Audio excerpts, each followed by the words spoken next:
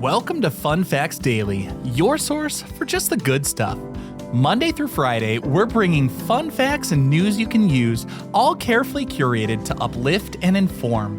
So give yourself a break, relax, and learn something awesome in just a few minutes every day. Hi everyone, I'm Kyle Wood, and today we're going to be learning all about parade floats. But before we get into the facts, let's warm up our brains with a little challenge to see if you can tell fact from fiction. Consider this. The Macy's Thanksgiving Day Parade is famous for its giant helium-filled balloons making their way through the city. But, of course, that leads to the problem of what to do with those massive inflatables after the parade's over. Would you believe they used to just let them go into the air as a grand finale until they started drifting in some unexpected places like electric lines and airplane wings? What do you think? Would a professional parade organizer really just let the balloons drift into the sky when the parade ended? We'll find out at the end of the episode.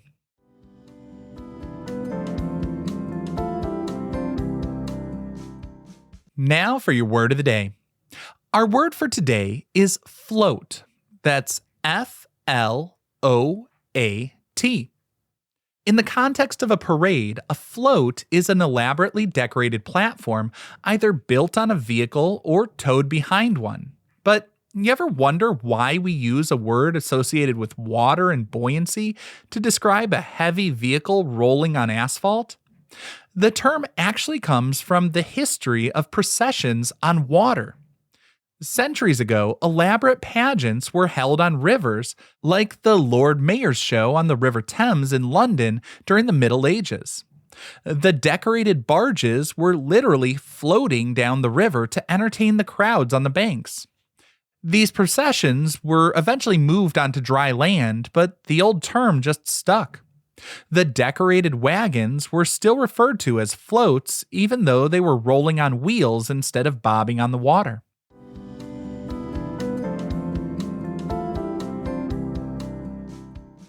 Time for your daily high five, our top 5 fun facts about parade floats. Number 1. In the Middle Ages, parade floats were actually mobile theater stages known as pageant wagons.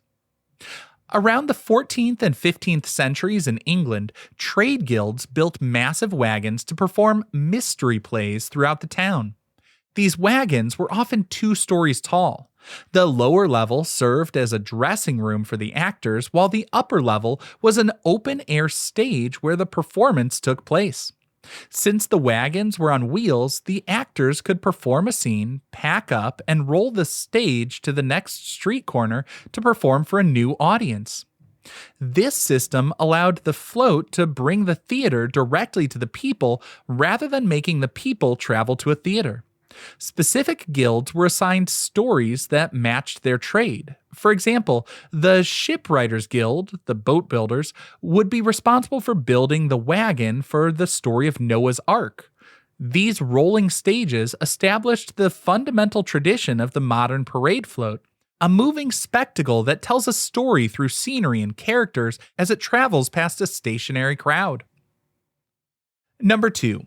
The Rose Parade has a strict organic-only rule that has led to some incredible feats of engineering. One of the most famous parades in the world, the Tournament of Roses Parade in Pasadena, California, mandates that every square inch of the float's exposed surface must be covered in natural materials.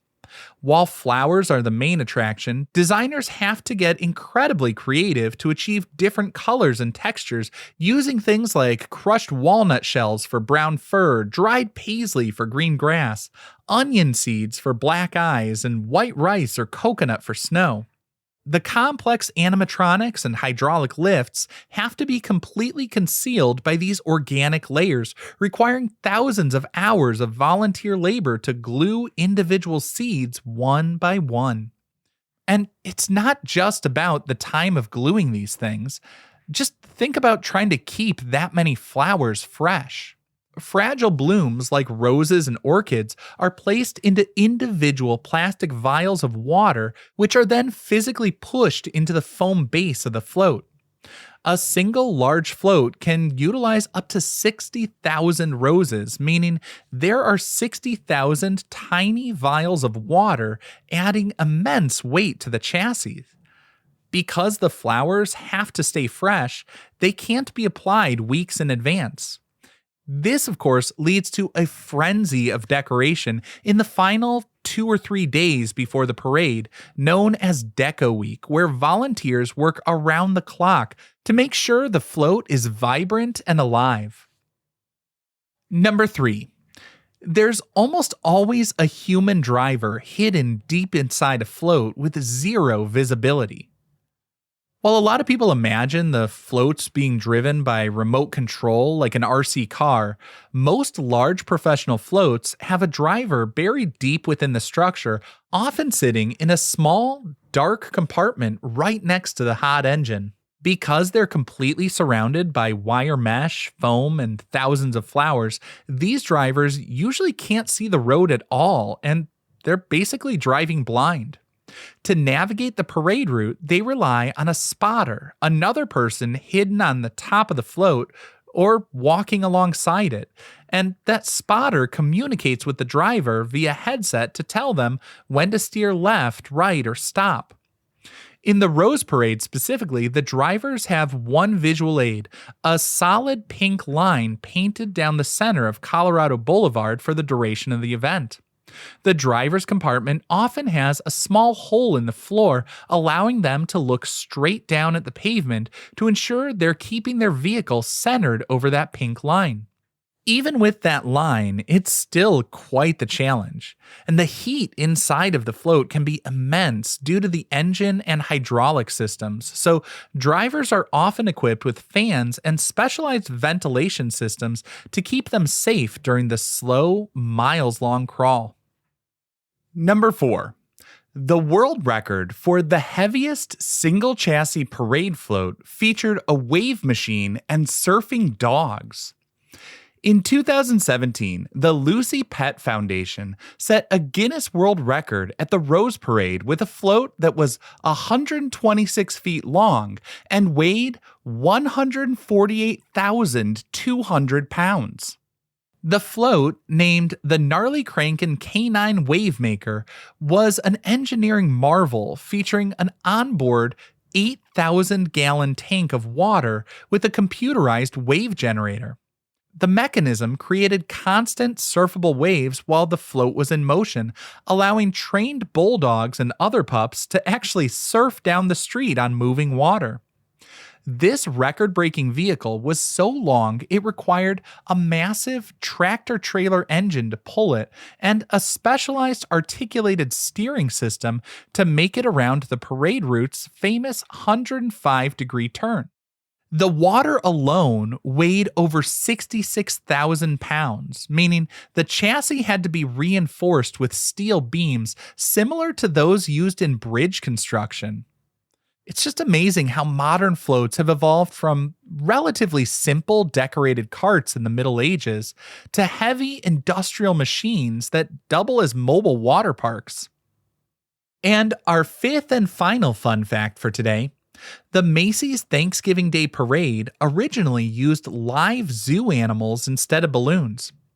When the Macy's Parade first launched in 1924, the organizers wanted to showcase the size of the department store, so they borrowed live animals from the Central Park Zoo to march alongside the employees.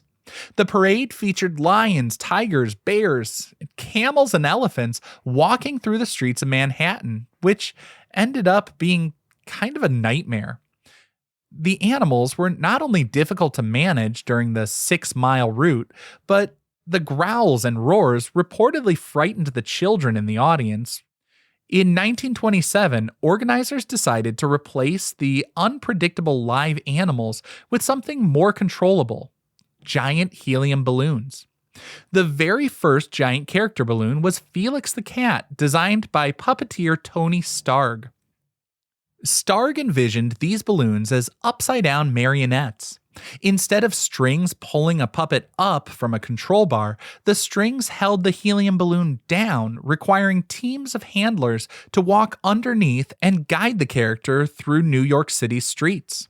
And if you want to learn more about that, check the links in the show notes. I actually did an episode of my other podcast, Who Arted Weekly Art History for All Ages, sharing some of the odd and interesting history of the Macy's Thanksgiving Day Parade.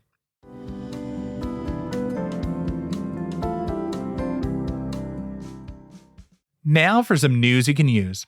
If you're planning to attend a parade on a cold day for Thanksgiving or New Year's, or maybe you're going to a sporting event where you're going to be cold outside for a while, a pro tip is to bring a thick piece of cardboard or a yoga mat to stand on.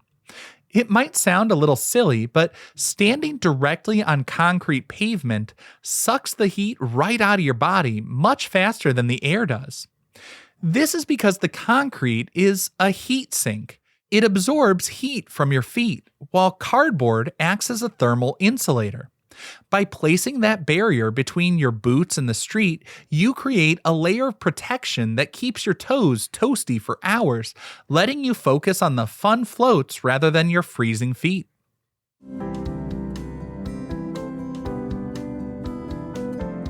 Now for the moment you've been waiting for. At the beginning of the episode, I asked if the Thanksgiving Day parade organizers used to really just release the giant balloons into the sky at the end of the event.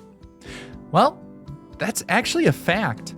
In the late 1920s and early 1930s, Macy's would release the balloons at the end of the parade with a slow release valve so they would float over the city for a few days. They even attached return address labels offering a $50 reward to anyone who found them.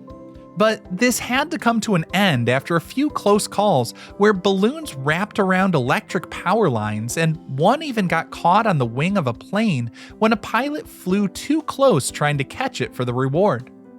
So today, safety rules are much more strict.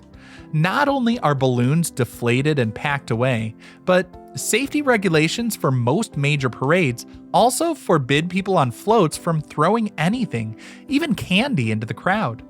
Now, I hope you enjoyed learning a bit about parade floats with me today, and be sure to tune in every weekday for even more fun facts.